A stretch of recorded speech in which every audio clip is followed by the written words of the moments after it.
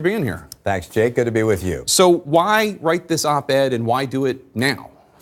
Well, I actually wrote a very similar op-ed before I got to the primary in Utah and laid out my views with regards to the president and his presidency, and noted that I'll work with the president as I would, frankly, with any president, which is on those areas where I'm in agreement, we'll be able to work together. Where I disagree, I'll point that out.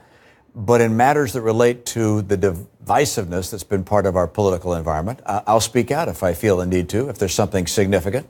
And I think it's important as I begin this new job to make it very clear where I stand. And I also note that the departure of Secretary Mattis and the decision to pull out of Syria in the abrupt way that it was done was a precipitating event for my finally going on this record.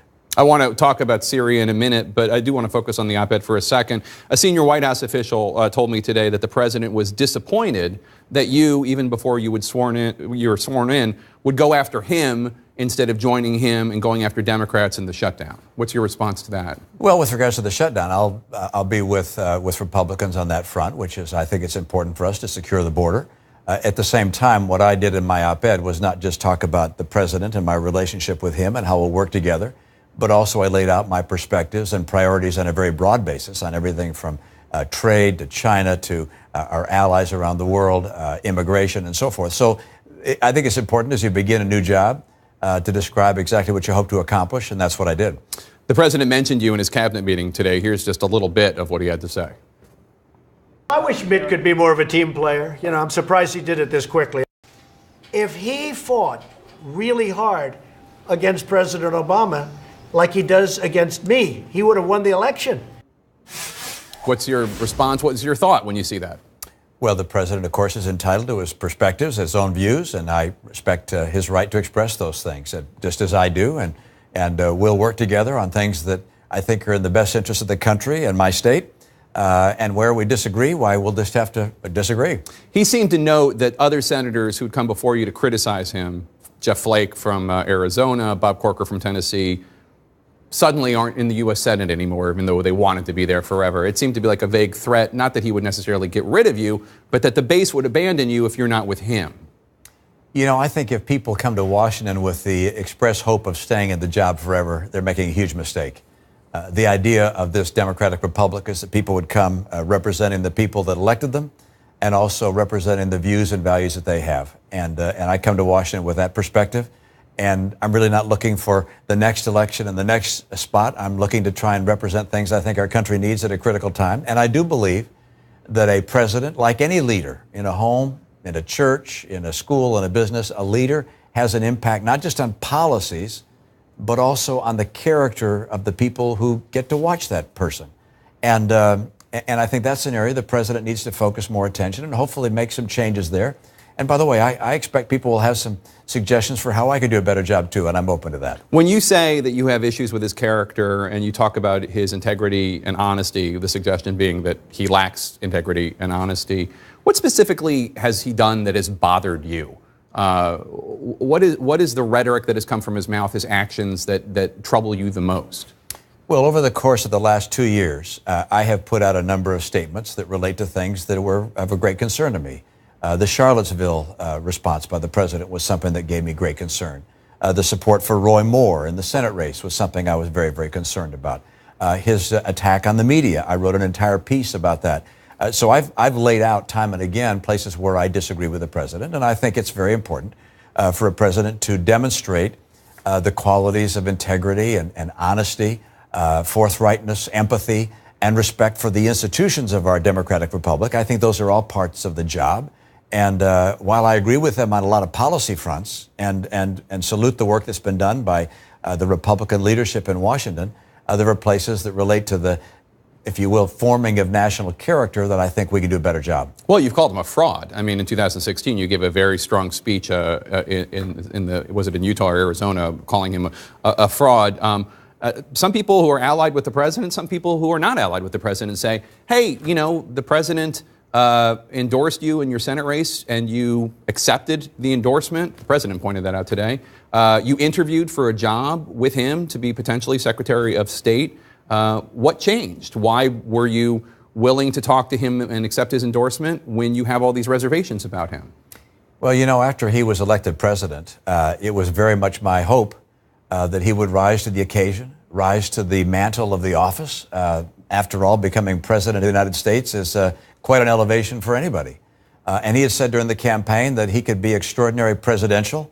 When I hear that, I think of Washington and Lincoln and Jefferson and Roosevelt and Kennedy and Eisenhower, and I think of those qualities. And I think that while he spoke of that, and while that was my hope, I don't think he's followed through on that front the way he's followed through on some of his other promises. Do you regret accepting his endorsement when he sent that tweet during your Senate race? He was endorsing me. I wasn't endorsing him. And I haven't decided who I'm going to endorse in 2020. I'm going to wait and see what the alternatives are. So you're not on board? Because the senior senator from Utah, Mike Lee, said he is likely going to endorse the president. I think it's early to make that decision, and I want to see what the alternatives are. But I've pointed out there are places where we agree on a whole series of policy fronts. But there are places that I think the president can, if you will, elevate his game and do a better job to help bring us together as a nation. Is there any chance that you might emerge as an alternative to President Trump and run against him for president in the primaries in 2020? No, you may have heard I ran before. Yeah. I've had that experience. And by the way, I acknowledge the president was successful, and I was not. He did something I couldn't do. He won. And I recognize that and appreciate that. But no, I'm not running again. And we'll see whether someone else does in a Republican primary or not, but time will tell. You said in March of 2016, because there was a whole big thing in 2012, kids out there might not remember this, but when you ran for president, Donald Trump wanted to endorse you, you wanted him to endorse you, and there was an event in Las Vegas, and you accepted his endorsement. And then in March 2016, you wrote in a tweet, if Trump had said 4 years ago the things he says today about the Klan, Muslims, Mexicans, disabled, I would not have accepted his endorsement. Now, some people point out, okay, he hadn't said those things, but he was the nation's leading birther, pushing the lie that Barack Obama, the first African-American president, was born in Africa. Again, a lie. And you accepted his endorsement even though that was his political claim to fame. Was that a mistake? You know, I'm sure I've made a lot of mistakes, and I'll let other people make the assessment of which things were mistakes and not. But when the president of the United States, frankly, of either party, were to say, "I'm endorsing your candidacy," I think you'd say, "Thank you very much." But I've pointed out, I think, pretty consistently throughout the years, the places where I've disagreed with candidate Donald Trump and now President Trump, and I'll continue to do so. And hopefully there'll be fewer of those occasions. I don't intend to be a daily commentator, to be someone who stops every evening in the hall of the Senate and looks for the nearest camera and says what I think about the president's tweet or the fault of the day. But if there's a matter of great significance, I'll speak out on that. And sometimes it's a difficult call about how do you decide that? And you have to make that decision. And people will say, well, this is different than the last time. It's like, well, you make your decision as best as you possibly can. But I know what my principles are, what I think is right for the country. And I know that right now the country is as divided as I've ever seen it. People in many respects are angry and resentful, and they want to see leaders who can unite us and push through those things and deal with the challenges we have with our excessive spending, the budget being out of alignment, the immigration mess we have, our education challenges, our health care needs. There's so many things they want to see us do that these other things get in the way, and I'd like to be able to focus on the things that are most important and remove some of the divisiveness and anger and bitterness that exists in politics today. I want to move on to some of the substantive issues, but I do have to ask you, the chairwoman of the Republican National Committee, Romney McDaniel, who is your older brother Scott's daughter, she tweeted about your criticism, and she wrote, quote, on Twitter, for an incoming Republican freshman senator, that's Uncle Mitt, to attack real Donald Trump as their first act feeds into what the Democrats and media want and is disappointing and unproductive. Were you surprised? I know you gave her a heads up that the op-ed was coming, but were you surprised that she publicly criticized you? No, she's the chairwoman of the Republican Party. She has a responsibility. I respect her right to express that viewpoint. It's probably more, if you will, civil than it might have been across the Thanksgiving dinner table, because we of course have disagreements in our family. But she's a very loyal Republican, loyal to the president, and she's doing what she thinks is best for him and for the party. One of the criticisms, this is my last Trump question, one of the criticisms about people who have come before you, Republican senators, consciences of the party, Jeff Flake, Bob Corker, is that generally speaking, there would be tisk-tisking, but no action. Up until there's a couple exceptions. Bob Corker pushed forward some sanctions against Russia as the chairman of the Senate Foreign Relations Committee, and Jeff Flake stopped voting for judges until Mitch McConnell would bring forward the bill to protect Robert Mueller, which Mitch McConnell never did. So he ended up putting a hold on judges indefinitely. Are you prepared to take actions as opposed to just expressing dismay if the moment calls for it? Well, the answer is I will support those positions that I agree with, and I will oppose and vote against things I disagree with.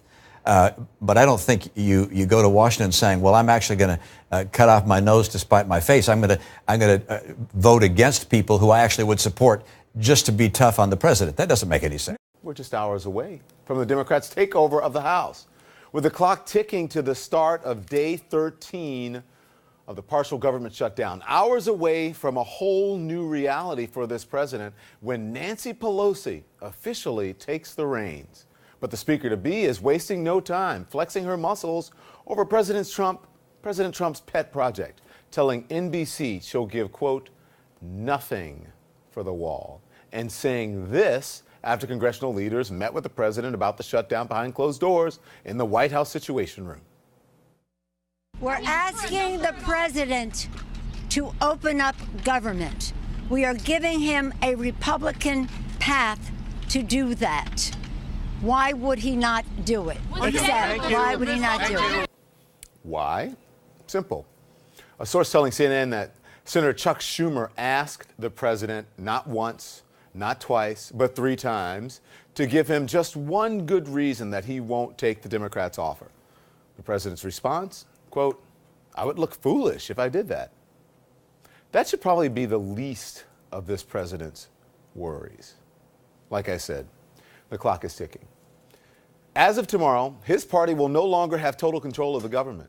He will no longer have a majority in the House. And Democrats are salivating at the idea that they could eat his lunch. He can't even count on Senate Republicans, like new Senator Mitt Romney, who told our very own Jake Tapper this tonight. After he was elected president, it was very much my hope that he would rise to the occasion, rise to the mantle of the office. I don't think he's followed through on that front the way he's followed through on some of his other promises.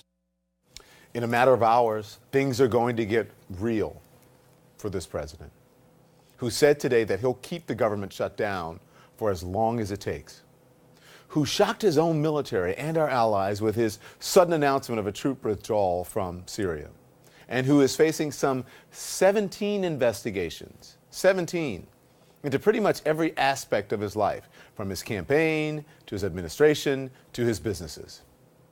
And with all of that looming, the president held one of his televised cabinet meetings today.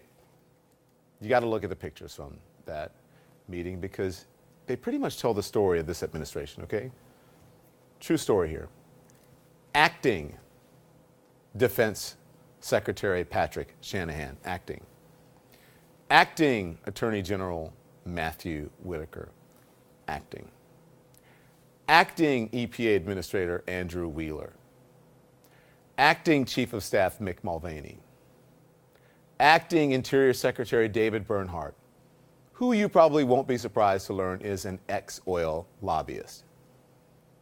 And the president? Well, in a way, he's acting too. Acting like some kind of action hero. Did you guys see this? With some sort of Game of Thrones style poster prominently displayed on the table. Acting like a tough guy. Acting. By the way, no one in the room bothered to explain exactly why the poster was there. Is this like a movie or something that's coming soon? But seriously, though, this is no game. This is the eve of the day that could change everything for this president. But he's doing what he's been doing since day one. Making false statements, misleading claims, downright lying. Again and again and again. The biggest whopper of all may have been this. that he told about the defense secretary, former defense secretary James Mattis, who resigned last month. I wish him well. I hope he does well. But as you know, President Obama fired him, and essentially so did I. There's no essentially about it. Mattis was not fired. Okay, he wasn't fired, no matter how many times this president says that. He quit on December 20th in a letter that made his feelings about this president's policies pretty clear. Right now, let me quote from that letter, okay?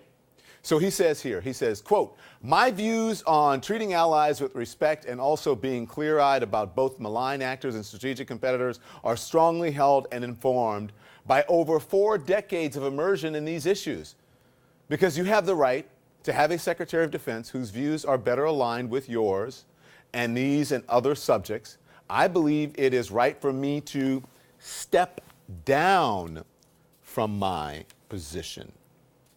I believe it is right for me to step down from my position." Was there a quote about it essentially fired? Step down.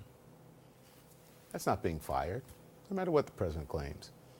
And speaking of the president's foreign policy, there is this heaping helping of word salad. Russia used to be the Soviet Union. Afghanistan made it Russia because they went bankrupt fighting in Afghanistan, Russia. The reason Russia was in Afghanistan was because terrorists were going into Russia. They were right to be there. The problem is it was a tough fight. And literally, they went bankrupt. They went into being called Russia again, as opposed to the Soviet Union. You know, a lot of these places you're reading about now are no longer part of Russia because of Afghanistan. I hope you have some time here because there's a lot to unpack about what he just said. The Soviet Union did not literally go bankrupt. The economy collapsed, which is not the same as going bankrupt. Hat tip to our friends at the Washington Post for that one. Afghanistan may have been a part of that, but it certainly didn't cause the Soviet economy to collapse. And as for the Soviet invasion of Afghanistan, the United States government says was all about keeping a friendly socialist government on its border, okay? But wait, there's more. I think I would have been a good general, but who knows? Well, to be a general, you'd have to be in the military. Sorry. You'd have to be in the military if you want to be a general, and a good one. So I remind you, it was just last week that the daughters of a Queens doctor said that he had diagnosed Donald Trump with bone spurs to help him avoid the Vietnam draft as a favor to Trump's father. You have to be in the military to be a general. And just listen to what the president says about Bashar al-Assad's brutal war on his own people, a war that kills so many that the UN says it's virtually impossible to come up with an accurate death toll. Syria was lost long ago. It was lost long ago.